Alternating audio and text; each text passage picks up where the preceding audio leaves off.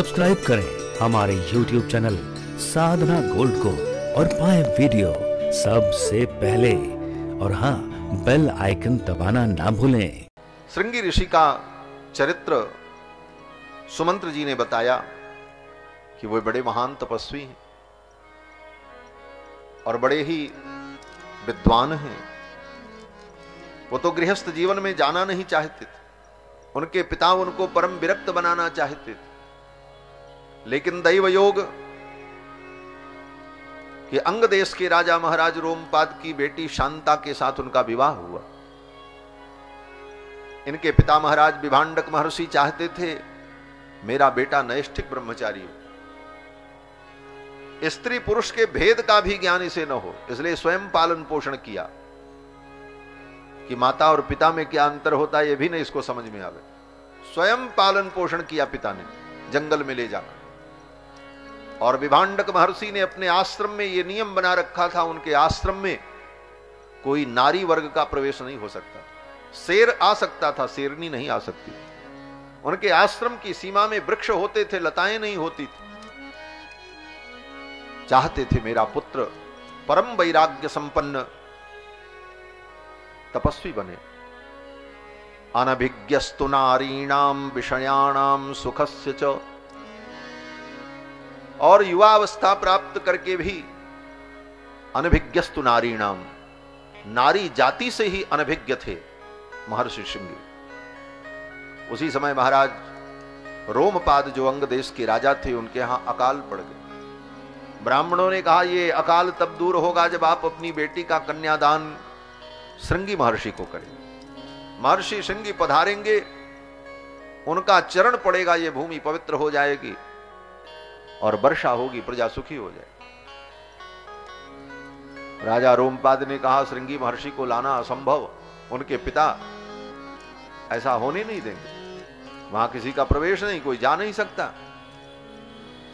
ब्राह्मणों ने कहा दूसरा कोई उपाय भी नहीं, यही एक उपाय। तो राजा ने घोषणा कर दी, जो व्यक्ति किसी भी प्रकार से श्रृंगी महर्षि को मेरे राज्य सीमा में लेकर के आएगा, मैं उसे अपना आधा राज्य दे दूं। गणिकाएं तैयार हो गई। गणिकाओं ने कहा मैं जाऊंगी। बड़े बड़े वीर की जाने की हिम्मत नहीं हुई, लेकिन वो गणिकाएं तैयार हो गई। क्यों? बोले ये अबला है, लेकिन अबला इनका नाम है तो बड़ी प्रबला।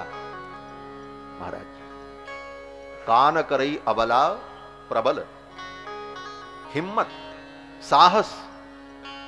शास्त्रों ने कहा है पुरुषों की अपेक्षा नारियों में साहस कहीं ज्यादा होता है। अगर वो अपने साहस पर उतर जाएं तो पुरुष उतना साहस नहीं कर सकता जितना नारी कर सकती। इसीलिए नारी को चंडी का रूप कहा। हमारे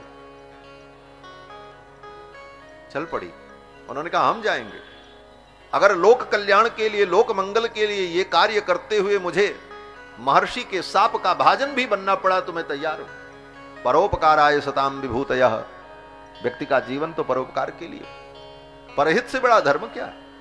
अगर परहित के लिए मुझे मरना भी पड़े तो मैं जाऊंगी। गणिकाएं तैयार हो गई और उन्हें युक्ति निकाली, सुंदर नाव बनाई।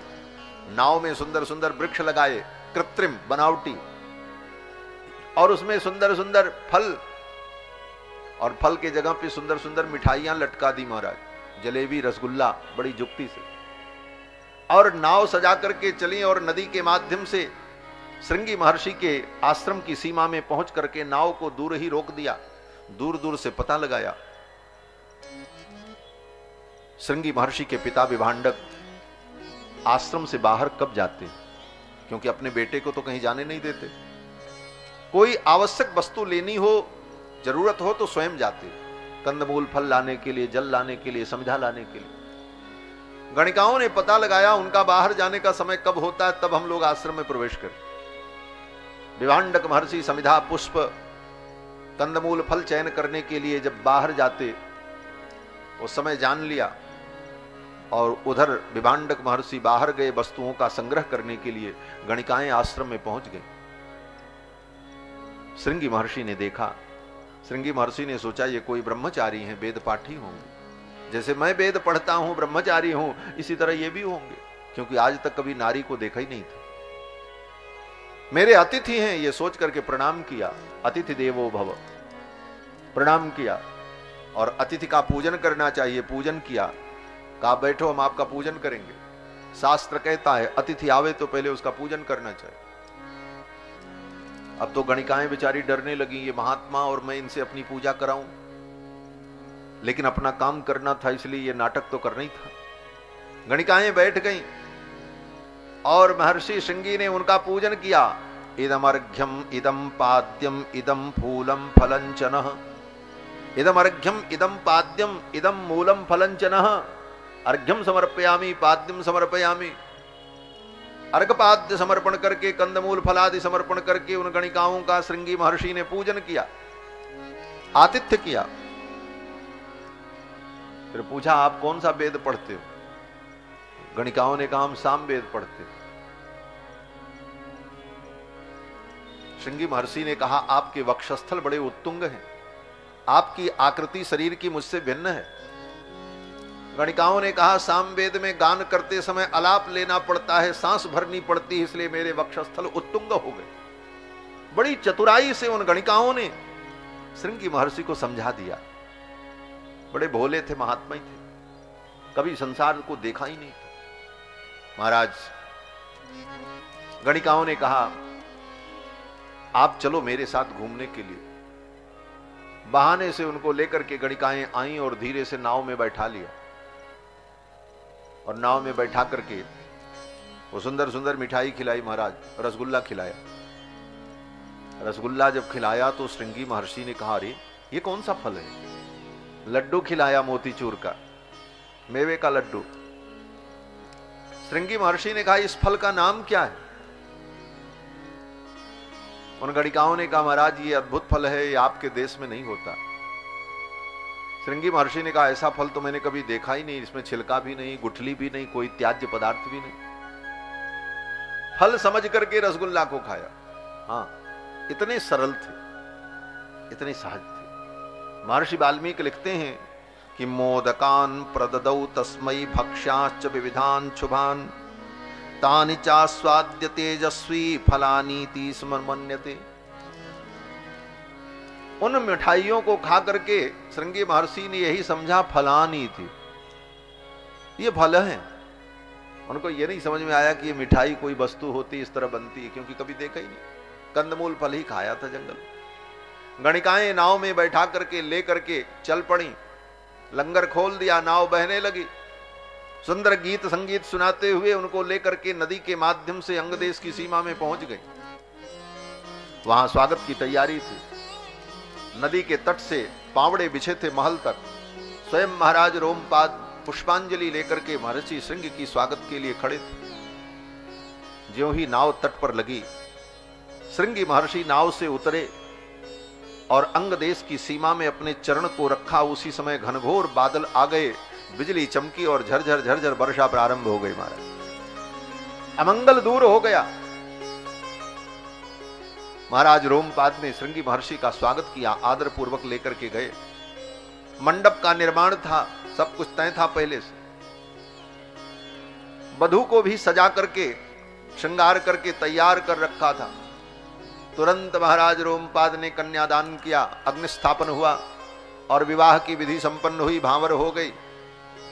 शांता जी के साथ श्रृंगी महर्षि का विवाह हो गया। विभांडक महर्षि उधर से खोजते हुए आ गए, मेरा बेटा कहां गया? बड़े क्रोध में आए, शाप दे देंगे, इस राजा को भी भस्म कर दूंगा, इसके राज्य को नष्ट कर दूंगा। मेरे संकल्प को व्यथा कर दिया, व्यर्थ कर दिया। श्रृंगी महर्षि विभांडक महर्षि क्रोध में आए। राजा ने ब्राह्मणों से कहा सब कुछ तो हो गया, लेकिन अब इनके पिता के कोप से हमारी रक्षा कौन करेगा? ब्राह्मणों ने, आचार्यों ने कहा वर वधू को सजा करके श्रृंगार करके दोनों को बैठा दो।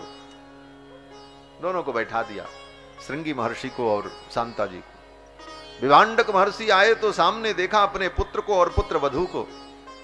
आज अपने बेटे को दूल्हा वेश में संवरे हुए देखकर और पुत्र वधू को देख करके हृदय का क्रोध शांत हो गया। हृदय का क्रोध शांत हो गया। विभांडक महर्षि ने सोचा ऐसी सुंदर जोड़ी को बिगाड़ना ठीक नहीं। भगवान की यही इच्छा थी। भगवान की इच्छा सर्वोपरि होती। हम कुछ चाहते हैं और भगवान अगर कुछ और चाहते हैं तो भगवान जो चाहते हैं वही होता है। अपनी चाही होत नहीं, हरि इच्छा तत्काल, बलि चाहत हैं स्वर्ग को और भेज दियो पाताल। राजा बलि स्वर्ग चाहते थे, भगवान ने उनको पाताल का राज्य दे दिया। क्यों? बोले भगवान की यही इच्छा थी। विभांडक महर्षि ने सोचा कि अब जो होना था हो गया, अब तो इन्हें शाप देने से क्या मिलने वाला, अब तो इन्हें आशीर्वाद देना चाहिए।